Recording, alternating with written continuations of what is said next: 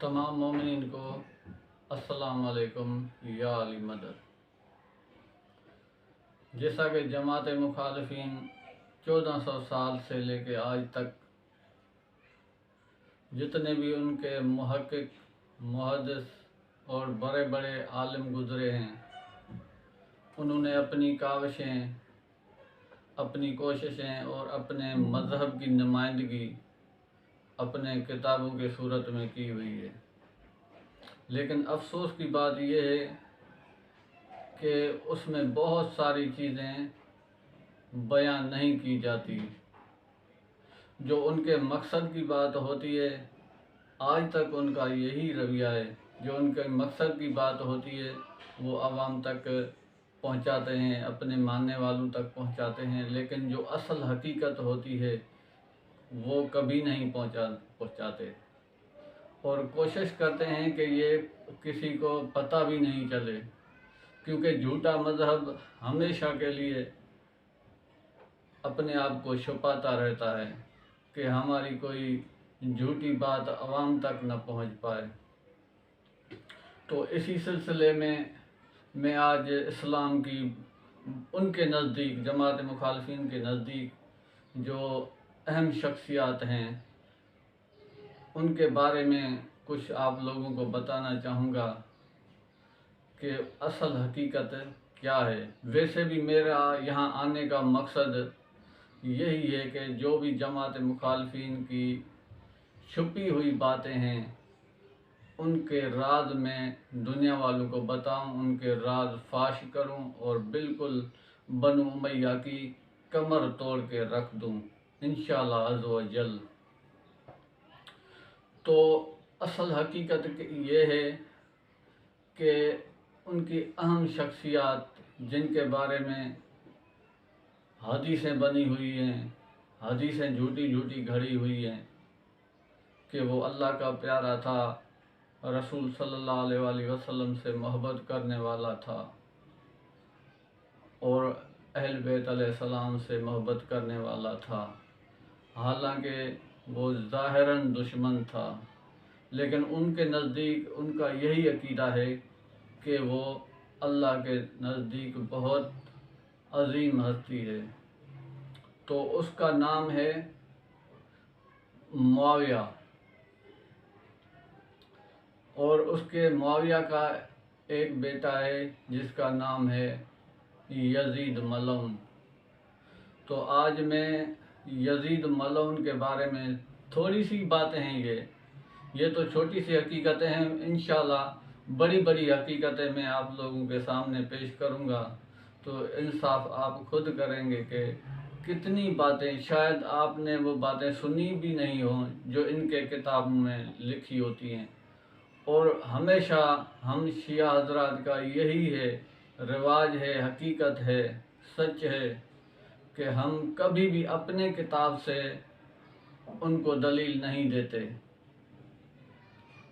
ये हम मुहज़्ज़ब कौम होने का सबूत है, क्योंकि हम अपने किताब से देंगे तो वो कहते हैं तुम्हारी मर्ज़ी है, तुम जो भी लिख सकते हो तो लिख देते हो, तो हम उसको मानते नहीं हैं, हमारे लिए आपकी किताबें हुज्जत नहीं हैं।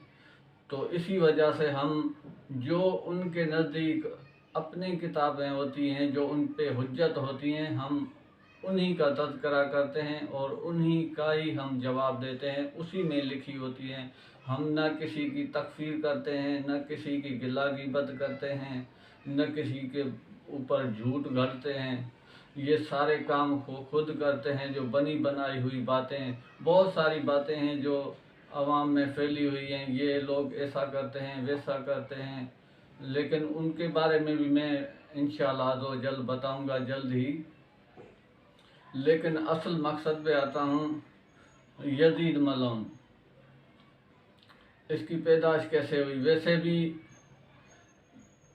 हदीस का मफ़हूम है कि आले रसूल से, मौला अली अलैहिस्सलाम से बुग़्ज़ रखने वाला और नफ़रत करने वाला, जंग करने वाला, वो हलाल ज़ादा नहीं होता।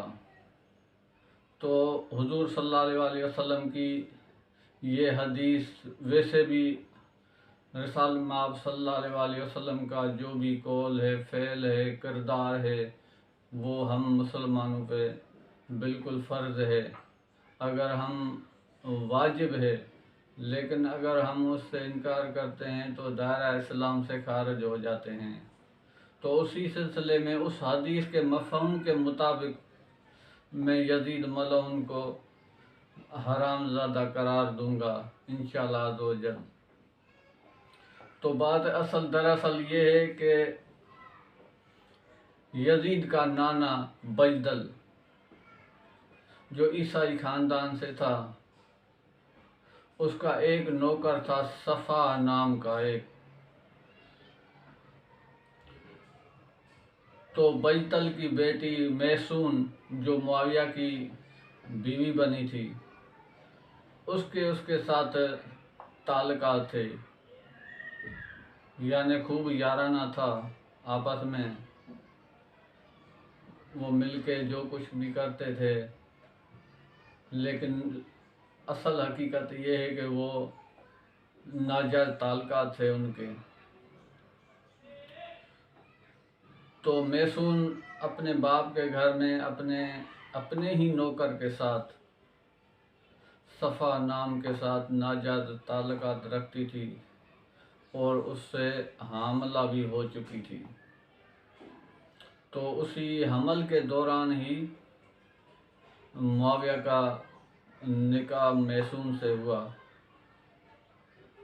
تو میسون نے تو خود کو کنواری ہی ظاہر کیا، کسی کو بتایا نہیں، وہ حمل چھپا کے رکھا، یہاں تک کہ اس کی شادی بھی ہو گئی، پھر بھی اس نے معاویہ تک کو نہیں بتایا کہ میرے پیٹ میں کیا گڑبڑ چل رہی ہے۔ تو جب یزید ملعون پیدا ہوا تو معاویہ نے اسے اپنا بیٹا سمجھ کے اسے اپنا نام دینے کے لیے اس کا نام یزید رکھا۔ تو یہ ساری حقیقت جو میں نے آپ لوگوں کے بیان کی ہے، اگر کوئی مخالف اٹھ کے کہے گا کہ یہ تو اپنی طرف سے اس نے گھڑ لی ہیں، جو کچھ بھی ہے اس نے اپنی طرف سے کہہ دیا ہے، یہ کوئی حقیقت اصل نہیں ہے، تو اس کا منہ توڑنے کے لیے میں انہی کا کتاب کا حوالہ دوں گا۔ ان کی کتاب ہے مصنف اہل سنت یزید نامہ محمد خیر الدین سلطانی صابری، جلد نمبر 7۔ خیر الدین سلطانی کی صابری کی یہ کتاب ہے، جلد نمبر 7، آپ ڈھونڈ کے آپ ہی دیکھ لیں۔ ہمیں ضرورت نہیں ہے کہ ہم اپنے پیسے خرچ کر کے کتابیں بھی خریدیں اور آپ لوگوں کو بتائیں بھی۔ آپ کی کتابیں ہیں، آپ خود پڑھو اور خود حقیقت کو معلوم کرو کہ حقیقت کیا ہے۔ ویسے ہمیں ضرورت نہیں ہے، ہمارے نزدیک تو تم لوگ جس چیز کو مانتے ہو، جو تمہارے ائمہ ہیں، بڑے بڑے عالم ہیں جن سے اسلام لیتے ہو، ہمارے آگے تو وہ چونٹیاں ہیں، ہم نہیں مانتے، ہمارے لیے وہ حجت نہیں ہے۔ اگر آپ کے لیے حجت ہیں تو اپنی کتابوں سے ثابت کر کے دکھاؤ، یا ہماری کتابوں سے جو ہمارے اوپر حجت ہیں تو ان سے دلیل دو کہ بھائی یہ بات سچ ہے، یہ سچے لوگ ہیں، یہ آل رسول سے محبت کرنے والے ہیں، اسلام سے محبت کرنے والے ہیں، انہوں نے کلمہ کیسے پڑھا ہے، حقیقتاً پڑھا ہے یا جھوٹ کا پڑھا ہے، آپ ثابت کر کے دکھائیں۔ یہ میرا تو اصول یہ ہے کہ آپ لوگ بہت سارے سوال کرتے ہیں کہ آپ یہ بتائیں، یہ صرف اپنی من گھڑت سوال بنا کے ہمارے پاس نہیں آیا کرو، میرے سامنے میں آپ لوگوں سے پوچھتا ہوں کہ آپ جواب دو، ہم سے سوال کرنے کی تم لوگوں کی اوقات نہیں ہے۔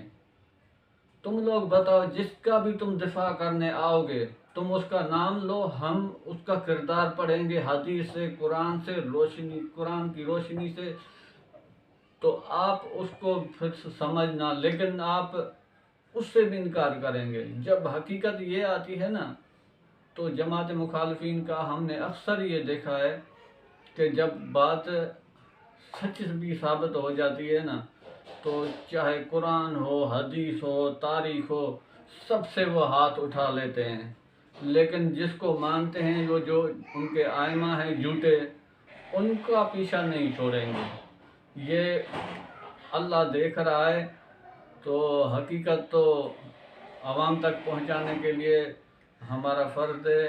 ہم سے جو کوشش ہوگی، ہم بڑے عالم نہیں ہیں، لیکن ہم جو علم رکھتے ہیں، آل رسول سیدہ زہرا سلام علیہا نے جو ہمیں معرفت دی ہوئی ہے تھوڑی بہت، ہم ان کے چھوٹے سے نوکر ہیں۔ جتنی بھی ہے، ہم مومنین تک، مخالفین تک یہ آواز پہنچائیں گے تاکہ حقیقت کا پتہ چل سکے۔ السلام علیکم یا علی مدد۔